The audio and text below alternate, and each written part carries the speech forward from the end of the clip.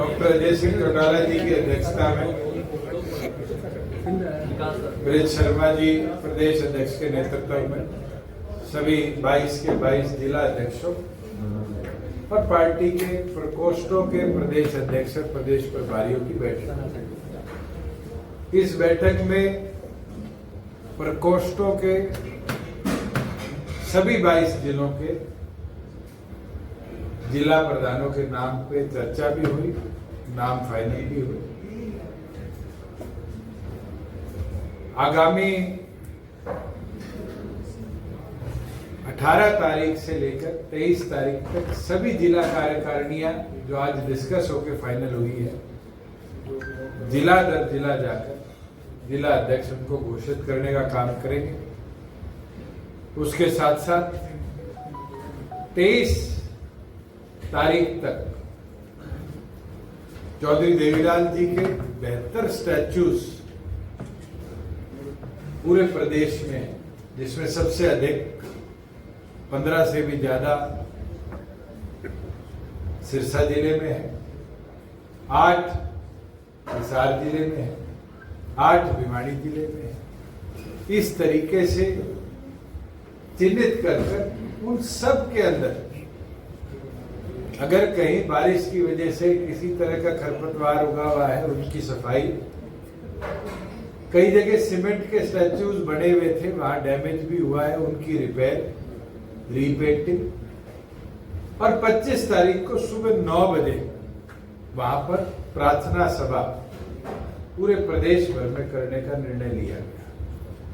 उसके साथ साथ डॉक्टर अजय सिंह चौटाला जी ने सुझाव भी दिया है कि जिला स्तर पर, क्योंकि स्वर्गीय चौधरी देवीलाल जी का 112वां जन्म दिवस ही है, तो 112, क्योंकि हमारे 90 हल्के और 22 जिले लगते हैं, 112 कार्यक्रम पूरे प्रदेश भर में पार्टी करने का काम करेगी। और साथ में जो आज चौधरी देवीलाल की विचारधारा में उनके संघर्ष के साथी रहा है और जीवित है, चाहे उनने चौधरी देवीलाल के साथ इमरजेंसी के दौरान जेल काटी हो, चाहे चौधरी देवीलाल जी के साथ कटला रामलीला मैदान से लेकर दिल्ली तक पदयात्रा करी हो, चाहे पूरे देश के अंदर रथ यात्रा करी हो, उन सभी साथियों को 25 तारीख को सम्मानित करने का काम भी जननायक जनता पार्टी करेगी।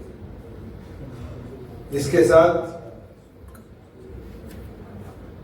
क्योंकि कल एक बड़ा इंपॉर्टेंट फैसला सुप्रीम कोर्ट ने दिया है, SIR सभी जिला अध्यक्षों को आज आदेश दिए गए हैं कि वो तुरंत प्रभाव से अगले 5 दिनों के अंदर बूथ लेवल एजेंट पार्टी बनाकर और डिस्ट्रिक्ट इलेक्शन कमीशन को सबमिट करने का काम करे कि SIR का जब हरियाणा में प्रोसेस शुरू हो तो जो सरकार के BLO होते हैं उनके कार्यों की मॉनिटरिंग के लिए जननायक जनता पार्टी का बूथ लेवल एजेंट भी पूरी तौर पर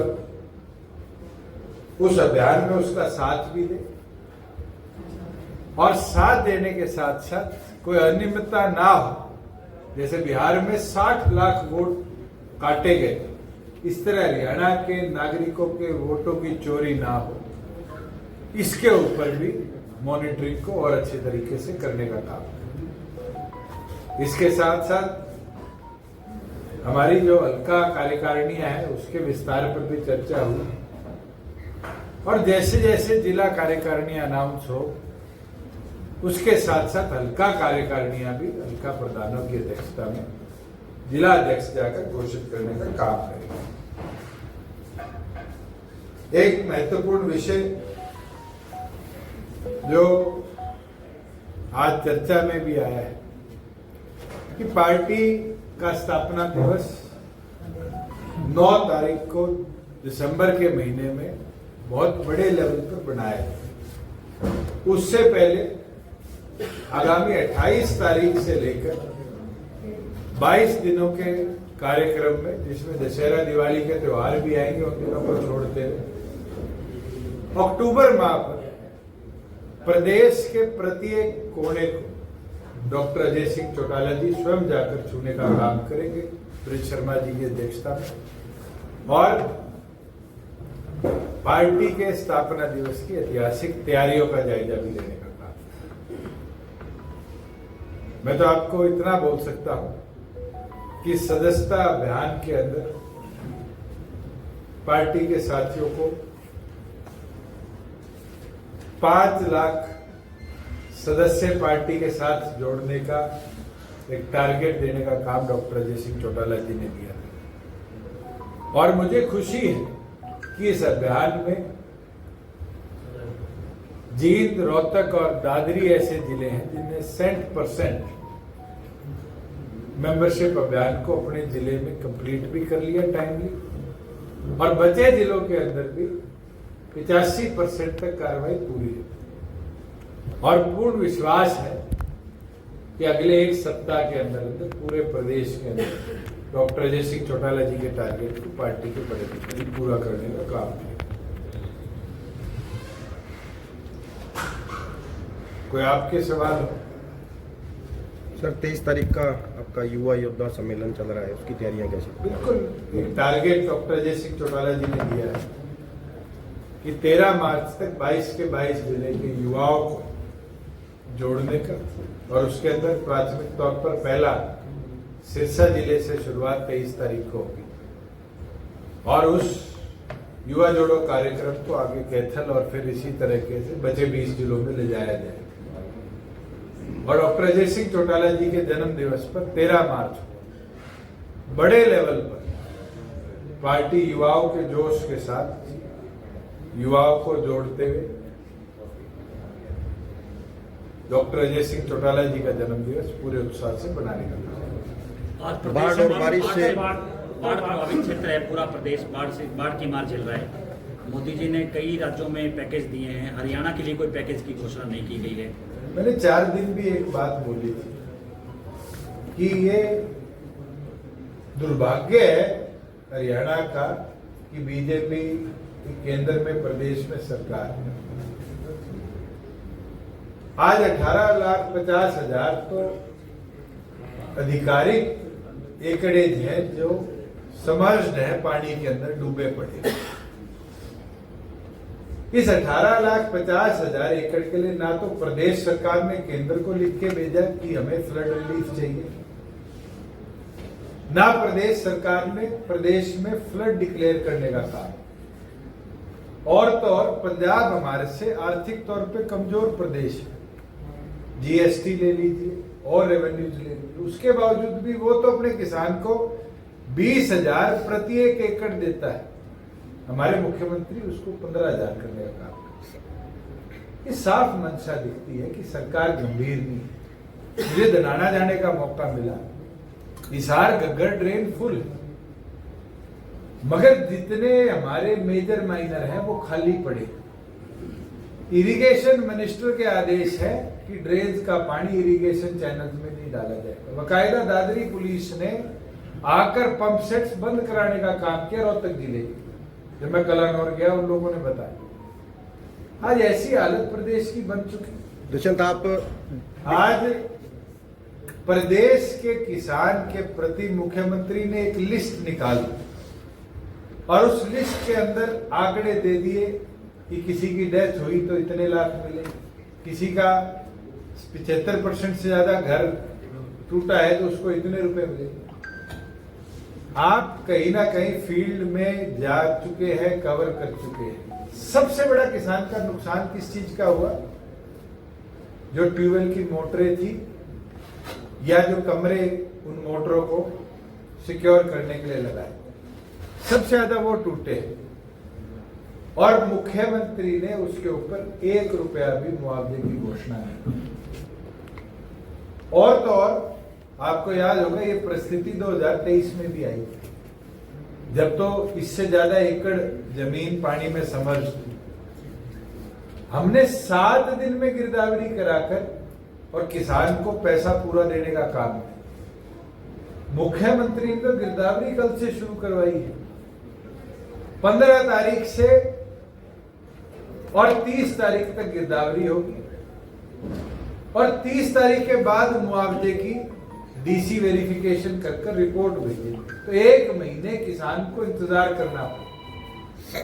हमने तो उस समय कौशल रोजगार से क्षतिपूर्ति सहायक तुरंत उठाए, 7 दिन में वेरिफिकेशन कराई, और 7 दिन में जिसकी वेरिफिकेशन नहीं हुई, अगर उसके 100% नुकसान था तो भी 7,000 रुपया प्रति 1 एकड़ उसके किसान के खाते में भेजा, जो उसकी खाद बीज के नुकसान की भरपाई करे। मैं तो ये मांग करता हूं मुख्यमंत्री से कि अगर आपको गाइड करने वाले लोग सही नहीं है तो आप 2023 की पॉलिसी उठा कर किसान के ट्यूबवेल को जो नुकसान हुआ है उसकी भरपाई करें, और 7 दिन के अंदर किसान को एटलीस्ट आधा मुआवजा खाते में डीबीटी करके देने का काम। कम से कम आप कितना मुआवजा चाह रहे हैं? अरे पंजाब से तो 1 रुपया फालतू दे दो। आज हम आर्थिक तौर पर कमजोर प्रदेश नहीं, मुख्यमंत्री की स्टेटमेंट है, खजाने में पैसा पड़ा है। पंजाब अगर 20,000 दे रहा है, आप 21,000 ही कर दो, किसान को देने का तो काम करो।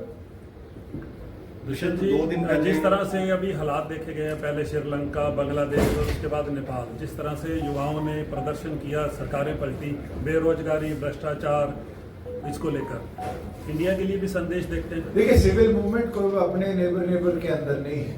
आपने पेरिस की हालत देखी होगी, लंदन की हालत देखी होगी। सोशल मीडिया आने के बाद बहुत बड़े बड़े रिफॉर्म्स आए। लीबिया जैसे देश में रातों रात तख्ता पलट होना, इजिप्ट में तख्ता पलट होना। आज के दिन क्या इंफॉर्मेशन ट्रैवल करती है, कैसे ट्रैवल कराई जाती है, कैसे एल्गोरिदम यूज करे जाते हैं, ये तो आप सबको मेरे से बेहतर पता है, क्योंकि आप लोग आधे तो रेवेन्यू अर्न करते हो इससे। मगर ये गंभीर इशू है। नेपाल के अंदर जिस तरह के हालात बने, नेपाल आगे नहीं बढ़ा। मैं आज ऑन रिकॉर्ड कह देता हूं, 10 साल बाद में भी पूछ लेना आप, जो आज नेपाल की हालत है, शायद आने वाले 10 साल में एक भी विदेशी कंपनी नेपाल में इन्वेस्ट करने नहीं आएगी। रोजगार चाहने वाले युवाओं ने रोजगार खोने का काम किया, और ये उन सभी देशों से देखा जा सकता है जिनमें इस तरह की बड़ी सिविल मूवमेंट हुई। सरकार को गंभीर होना चाहिए, इश्यूज को समय अनुसार देखना चाहिए। इस तरीके से सोशल मीडिया बैन होना और बैन होने के बाद इस तरह की रिस्ट्रिक्शन लगना कहीं ना कहीं गलती थी नेपाल सरकार की, जिसकी वजह से इतना बड़ा आंदोलन बना। मगर क्या ये गलती श्रीलंका ने करी थी? नहीं करी थी। वहां किसी और इशू के अंदर सिविल मूवमेंट शुरू हुआ। हिंदुस्तान ने भी सिविल मूवमेंट देखे, एक नहीं देखे, अनेक देखे। रिसेंट हिस्ट्री के अंदर अन्ना हजारे का सिविल मूवमेंट था, जिसने लोकपाल इस देश में लाने का काम किया। उससे पहले मंडल कमीशन के ऊपर आंदोलन था। इतने ऐसे आंदोलन हुए जिन्हें चाहे स्टेटों में बदलाव लाने का काम किया, चाहे देश में बदलाव लाने का काम किया। मगर हर एक को बड़ा सोच समझ के ऐसी चीजों के अंदर सरकार को कदम उठाना। दुष्यंत जी, 2 दिन पहले केंद्रीय राज्य मंत्री सतीश कुमार दुबे सिरसा का दौरा करते हैं बाढ़ग्रस्त एरियो का। समस्याएं सुन गए हैं, लेकिन किसान कह रहे हैं कि कुछ सहायता का या मुआवजे का ऐलान नहीं किया, और वो कह रहे हैं कि केंद्र सरकार, राज्य सरकार मजबूती से किसानों के साथ खड़ी। अगर केंद्र और प्रदेश सरकार मजबूती से होती तो 2023 की तरह डिप्टी कमिश्नर को 5-5 करोड़ रुपया cash in hand flood relief के लिए क्यों नहीं भेजा? मुझे याद है जब हम इलाहाबाद तक घग्गर के बांध पर गए थे, तो वहां पर डिप्टी कमिश्नर्स ने सभी सरपंचों को, पंचायतों को डीजल का पैसा दिया हुआ था। बहुत कम जगह किसानों को अपनी जेब से डीजल लगाना पड़ा। इस बार तो सबसे बड़ी मांग यही आई किसानों की कि हमें डीजल देनी थी। अगर दुबे साहब और सैनी साहब इतने गंभीर थे तो ये व्यवस्था बनती नहीं कि आपके जहां आप बैठे हो यहां से 10 किलोमीटर दूर घग्गर का बांध टूट। दुष्यंत जी, क्योंकि जो स्टोन पिचिंग होनी चाहिए थी वो समय अनुसार कराई नहीं। आप पूरी यमुना का तट उठाकर देख लो, हरियाणा में तो फिर भी फरीदाबाद, पलवल में कई गांव बाढ़ग्रस्त हुए। एक जगह पानीपत के पास यमुना ने ब्रीच की। उत्तर प्रदेश की सरकार ने अपने पूरे तट को इतना स्टोन पिचिंग से मजबूत कर रखा है, कहीं नुकसान नहीं। 25 नवंबर को रोहतक में आईएनएल की रैली कर रही है ताऊ देवीलाल जयंती को लेकर। बड़ा दावा किया जा रहा है कि ऐतिहासिक रैली होगी और काफी भीड़ इकट्ठी होगी। मेरी शुभकामनाएं। जो चौधरी देवीलाल का सम्मान है, सबको करना चाहिए, आप भी करोगे। वो कह रहे हैं आप रैली में नहीं जाओगे तो आप अपने घर में चौधरी साहब की फोटो के आगे फूल चढ़ाओ। और तो और जो कांग्रेस में चौधरी देवीलाल जी के साथी बैठे हैं वो भी दिल में कहीं ना कहीं चौधरी देवीलाल जी को 25 तारीख को याद करेंगे। और मुझे लगता है चौधरी देवीलाल जी इस देश के एक ऐसे इंस्टीट्यूशन रहे कि हरियाणा ही नहीं पूरे देश में उनका सम्मान किया जाता है। दुष्यंत सिरसा और फतेहबाद का नहरी पानी कहाँ गया? एक हफ्ता नहर आती है, जो कि पहले आप तो डिप्टी सीएम पहले भगवंत मान दो से पूछने का काम करो, 2 हफ्ते चलती जो थी। पानी की कटौती 1 महीने उनने करी, क्या आज उसका नुकसान पंजाब को झेलना नहीं पड़ा? उस समय जो मांग थी पानी दे दो, अगर भाखड़ा नंगल डैम में पानी थोड़ा कम होता तो शायद ये जो ओवरफ्लो होकर पंजाब का इतना इलाका डूबा ये ना डूबता। और आज भी अधिकतम ऐसा क्षेत्र है जहां बीबीएमबी डिवाइड नहीं कर पा रहा पानी की सप्लाई को। अब तो पंजाब के अंदर भी पानी के लेवल गिर चुके हैं। अब भी बीबीएमबी को प्रॉपर मॉनिटरिंग कर पानी की डिवीजन करनी थी और सबसे पहले जो गाद भाखड़ा नंगल डैम में जमी है उसको खाली कराने का प्रोजेक्ट बनाना चाहिए। सर, हरियाणा के सीएम लगातार कह रहे हैं कि लॉ एंड ऑर्डर बहुत सही है हरियाणा के अंदर, आप किस तरीके से देखते हैं? पिछले जिस प्रदेश की पुलिस के आंकड़े बताते हैं कि 5 से ज्यादा मर्डर डेली होते हैं, क्या आप उस स्टेट के लॉ एंड ऑर्डर सिचुएशन को ठीक मानते हैं? मैं तो जींद जिले का बता सकता हूँ कि जींद जिले में 1 महीने में 12 मर्डर हुए। अगर आप सिरसा का आंकड़ा उठाएंगे तो लगभग यही आंकड़े सिरसा में मिलेंगे। तो क्या लॉ एंड ऑर्डर को आप ठीक मानते हैं? जब पुलिस का भय खत्म हो जाए तो मुझे नहीं लगता कोई प्रदेश का लॉ एंड ऑर्डर ठीक है। और ये तो वो डिस्ट्रिक्ट्स बता रहा हूं जिनमें लॉ एंड ऑर्डर पहले इतिहास में ठीक रहा है। आज गुड़गांव सोनीपत के आंकड़े अगर आप उठाकर देख लो, कितनी फिरौतियां आई, कितनी किडनैपिंग हुई, कितने मर्डर हुए, कितनों के घरों पे गोलियां चलाई गई। तो मुझे लगता है जो हालात अब पिछले 1 वर्ष में पंजाब की देख रहे थे उससे बदहाल हालत आज हरियाणा की। सर, सरकार लगातार मैराथन पे मैराथन कर रही है नशे को लेकर, सिरसा में, डाउवाली में, सिरसा में, लेकिन नशे से मौतें हैं वो अभी भी हो रही हैं। अभी 2 दिन पहले रानिया में एक मौत हुई। देखो ये एक ऐसा टॉपिक है, मैराथन करे नहीं रुकेगा, योजना बनाए नहीं रुकेगा। अगर हम सोसाइटी एक होकर इसके खिलाफ लड़ना शुरू करेंगे तभी जाकर इस व्यवस्था को हम रोक पाएंगे। और सरकार विफल रही है कि सोशल इंस्टीट्यूशंस को इन्वॉल्व नहीं कर पाई इन सारी प्रक्रिया के अंदर। अगर सरकार सोशल इंस्टीट्यूशंस को लेकर चले और खास तौर पर जितने प्राइवेट स्कूल्स आज आ चुके हैं हमारे यहाँ, उनके बच्चों के अंदर जागरूकता नहीं फैलाएगी, आने वाले समय में ये चीज बद से बदहाल।